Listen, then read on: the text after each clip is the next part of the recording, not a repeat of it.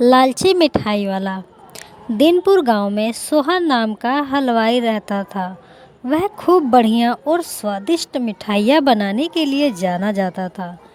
इसी वजह से उसकी दुकान पूरे गांव में मशहूर थी।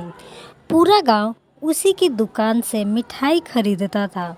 वह और उसकी पत्नी मिलकर शुद्ध देसी घी में मिठाई बनाते थे। इससे मिठाइयाँ काफ़ी अच्छी और स्वादिष्ट बनती थी। हर रोज़ शाम को उसकी सारी मिठाइयाँ बिक जाती थी और वह अच्छा मुनाफा भी कमा लेता था।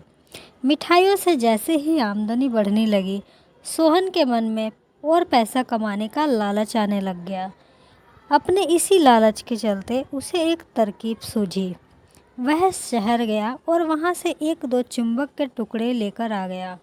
उस टुकड़े को उसने अपने तराजू के नीचे लगा दिया। इसके बाद एक नया ग्राहक आया जिसने सोहन के पास से 1 किलो जलेबी खरीदी। इस बार तराजू में चुंबक लगने की वजह से सोहन को अधिक मुनाफा हुआ।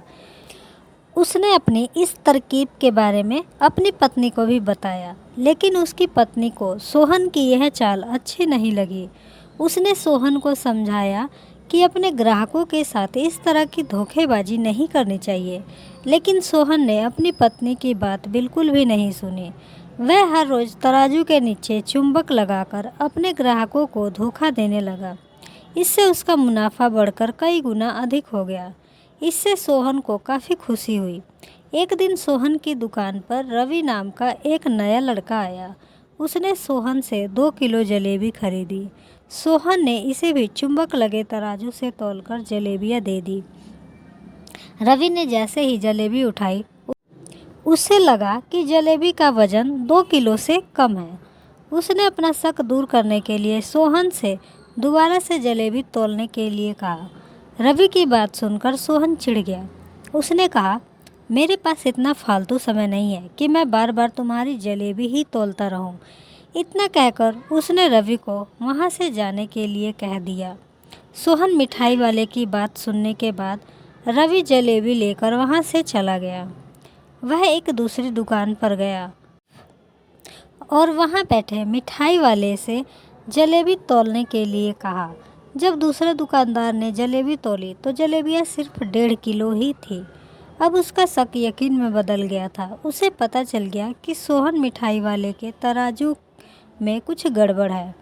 अब उसने तराजू की गड़बड़ को सबके सामने लाने के लिए खुद एक तराजू खरीद लिया और उसे ले जाकर सोहन मिठाई वाले के दुकान के पास ही रख दिया। फिर रवि ने अपने सभी गांव के लोगों को वहां पर इकट्ठा करने लग गया। जैसे ही लोगों की थोड़ी भीड़ बढ़ने लगी तो उसने गांव के लोगों को कहा कि आज मैं आप सभी लोगों को एक जादू दिखाऊंगा।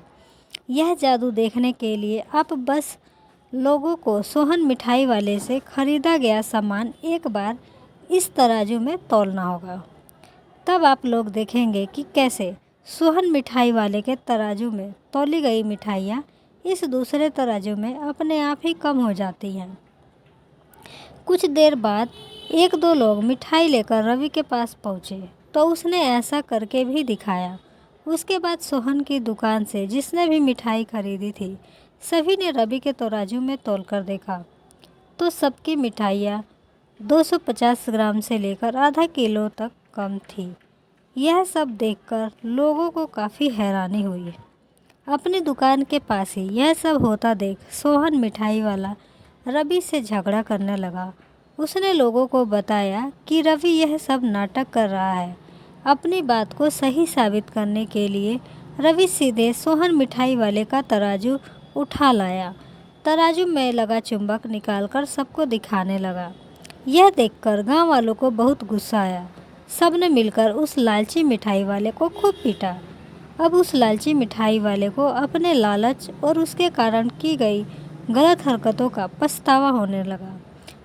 उसने अपने गांव के सभी लोगों से माफ़ी मांगी और वादा भी किया कि भविष्य में वे ऐसी कोई भी जालसाजी नहीं करेगा। सोहन की इस धोखेबाजी से पूरा गांव नाराज़ था, इसलिए लोगों ने उसकी दुकान में जाना काफ़ी कम कर दिया था। इधर सोहन के पास पछताने के अलावा कुछ और नहीं बचा था, क्योंकि वह पूरे गांव वालों का भरोसा खो चुका था।